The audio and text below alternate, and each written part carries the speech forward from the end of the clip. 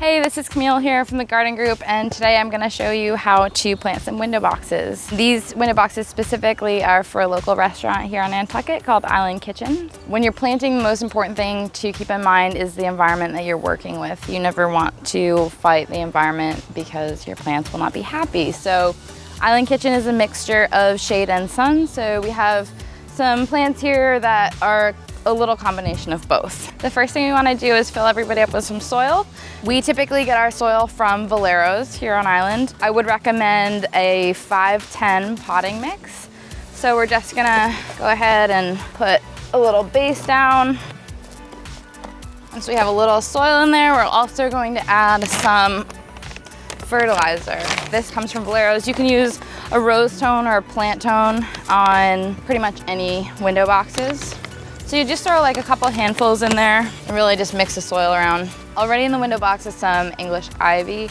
I'm gonna save planting these until a bit later once we get all of the larger things in, because ivy is one of those things that you can just like tuck into cracks here and there. So we'll start down at the end here with a canna lily. They're huge and beautiful. They're gonna have a really vibrant, bright bloom, so they'll really like pop at the restaurant. Unfortunately, unlike the majority of the plants here, these guys will not make it through the winter in the climate that we're working with, so they'll die. But everybody else will make it through the winter happily. I've already removed a decent amount of the soil here, as you can see. When it comes out of the pot, it's gonna be looking a little bit more like that, but obviously it's not gonna go in there. So what you're gonna wanna do is remove a decent amount of the soil. This one here, just tuck right in at the end. Spacing wise, you definitely just want to like center your focal points, the bigger, taller plants, with some like smaller filler pieces in between those, and then again these draping traileys sort of nestled in between all of those other things. We're gonna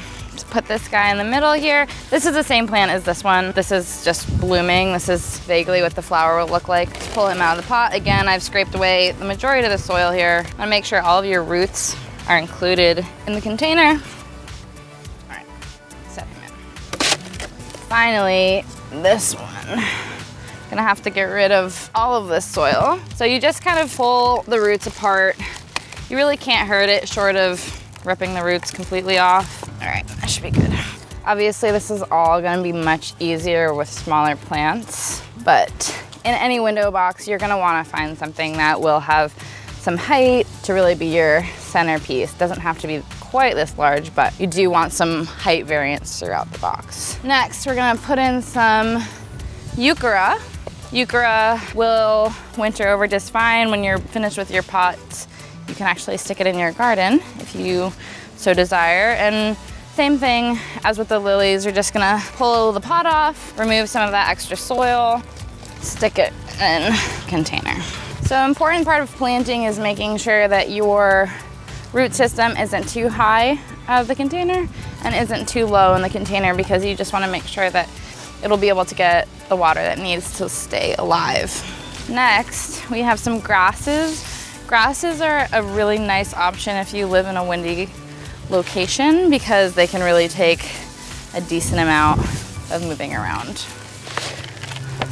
So now that all the big things are in there, you're just gonna wanna step back and kind of make sure your spacing is what you want it to be. Shift things around however you need to. Obviously, you wanna give them some room to grow and spread out, so they don't wanna be too tightly packed on top of each other. So you just step back and kind of take a look at things, and to me, these visually seem pretty good. We're gonna just take this ivy and throw it in there as a filler. It will also spill beautifully over the edge, create that cascading effect over the front. Tuck them in between the existing plants. So we have 5 total here today, so you know, evenly spaced throughout the box here.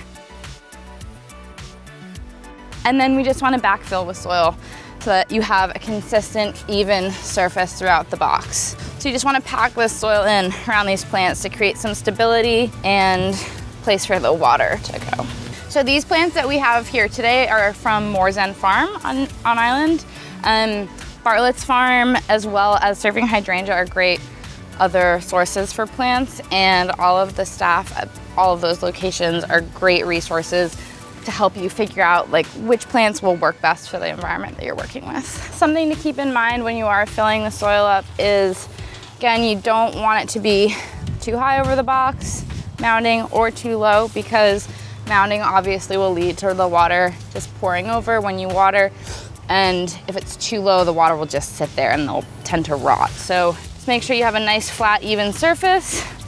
Fluff your soil around. Finally, we just want to give them some water. Watering is pretty simple. You just want to make sure you go slowly to let the water settle.